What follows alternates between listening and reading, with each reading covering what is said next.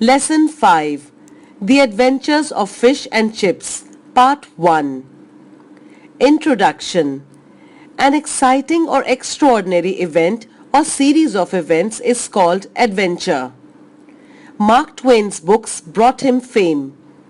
In The Adventure of Tom Sawyer and The Adventures of Huckleberry Finn, Twain wrote about some of his own childhood adventures. The present extract is from The Adventures of Fish and Chips, written by Margot Fallis. Chips is a girl and Fish is a boy.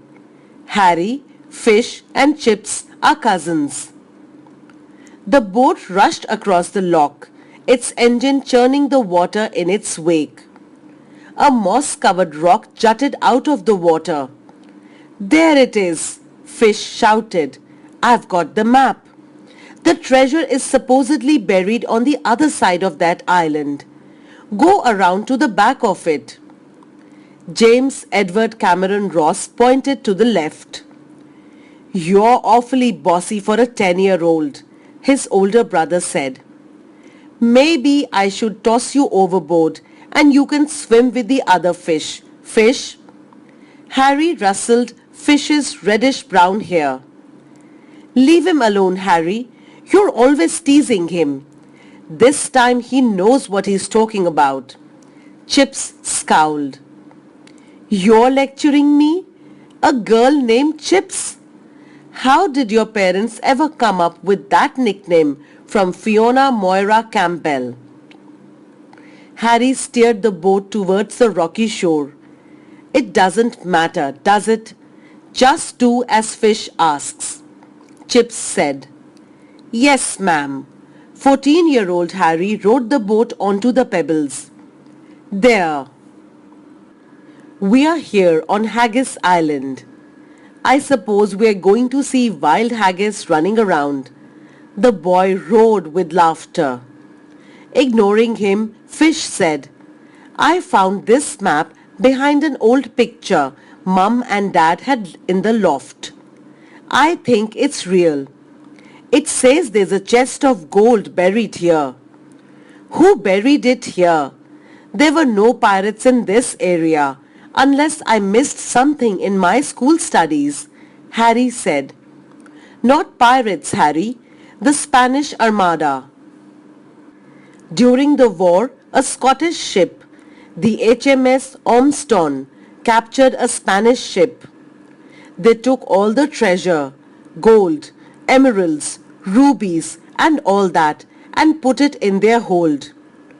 They were on their way back to Edinburgh when a storm came up and carried the ship clear up here. It finally crashed into Haggis Island and sunk. 2 men from the coast watched the ship flounder and rowed over to this island. Their names were Angus MacGregor and Walter Lamont. They found the wreckage, salvaged all the gold and jewels, and then rowed back home. Neither of them wanted anyone else to find it." Fish took a deep breath. "Why didn't they go back and get it later? And when did you hear such story?" Harry glanced at his brother. "I learned about it in school. They didn't go back to get it because they both went out fishing the next day and their boat sunk. The only reason anyone knows about the gold is because one of the men told his wife. People have been searching for the gold since that day. The map was hidden by Angus MacGregor and stayed that way until I found it a few days ago. I've been researching the shipwreck and it's true, Harry. Chips and I want to find it." "Fish and Chips, what a team. I hope you find it and that I get my share for riding you over here in the dinghy." Harry stepped out of the boat. "Come on, help me tie this up and we'll search for the gold.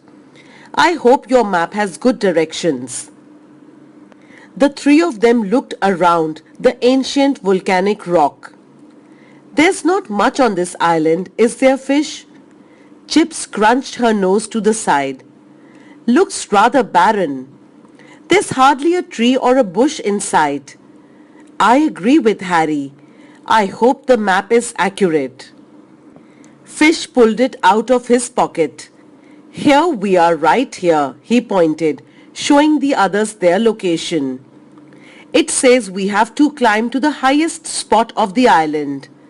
That's high, don't you think? I hope we don't die trying to get up there. The rock is covered with wet moss and bird poop, Chips said, shaking her head. Why do we have to climb to the highest point? Surely they didn't bury it up there. Everyone knows you bury treasure in the sand on the beach. Not always, Harry added. The sea erodes the beach. It's been over 400 years since they buried it. The sand surely would have been washed away. Of course, they weren't planning on leaving it in there for that long. Let's just follow the map and see what happens. If nothing else, I'm having a good time watching the two of you make total fools of yourselves. Fish and Chips ignored him. A trail wound its way up to the top, though narrow and slippery. Flocks of screeching birds flew into the air with each step they took. I can see our house, Fish said. I can see your house too, Chips. Me too.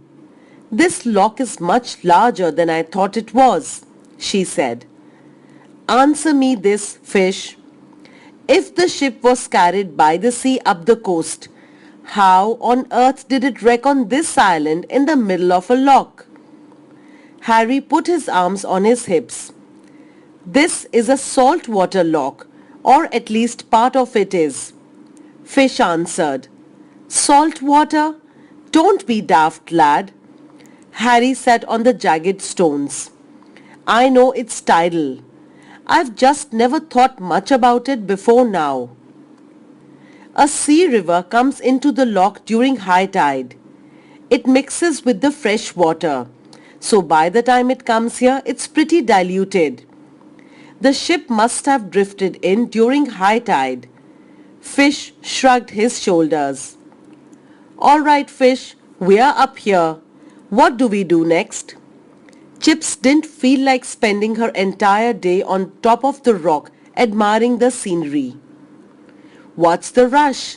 What else is there to do? I'm tired of looking for birds in the moor, and I'm tired of digging up blocks of peat.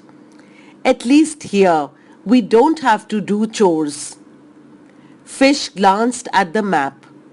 We have to go down this other side about halfway. There's a cave. He showed them the path on the map. Let's get going then. It looks like it might rain later. We'd better hurry, Chips said. They clambered down the trail, careful not to slip. Is this it? It looks like a cave. Harry stuck his head inside. Go in and find out then. Chips leaned her hand on the rim of the cave. Watch out for haggis. They say wild haggis living in caves. Very funny, Chips. Harry ducked his head and went into the cave. Fish and Chips followed. It's dark. Did one of you bring a torch? I did, Fish said. He pulled one out of his pocket and handed it to his brother. Here, and shone it about the cave. I can't see any treasure chests in here. It's not buried in here. We have to look for a marking. The marking points to a key, Fish said. A key? They buried a key to the chest in a cave under a marking. This sounds like it's out of a Robert Louis Stevenson book. I hope you're not going to tell me we have to make a bargain with the ghost. Harry swung the beam of the torch along the walls. The marking looks like a... Fish didn't finish. A skull and crossbones? Come on, Fish, this is a joke, his brother said.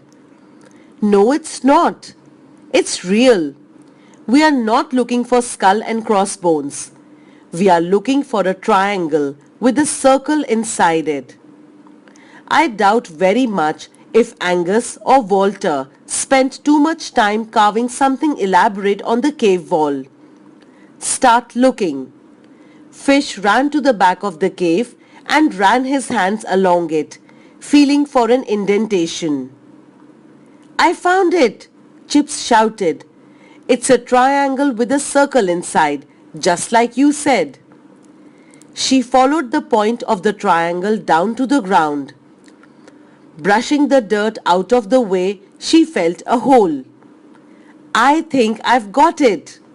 She stuck her fingers in and pulled out a long, rusty key. It's a key. Harry took it from Chips, shining the torch on it. It's rusted and definitely old-fashioned. Fish ran over to them. Wow, it is real. Now all we have to do is follow the map to the treasure. Exercise.